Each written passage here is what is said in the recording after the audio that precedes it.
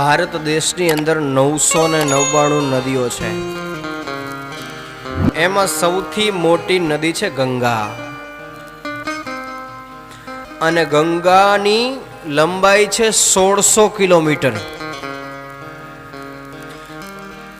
એક મનમાં ગાંઠ વાળવાની કે આ સંસારમાં જે છે ને એ બધું જ આપણા શરીરમાં છે. 999 નદીઓ છે. આપણા શરીરની અંદર 999 નાડીઓ છે.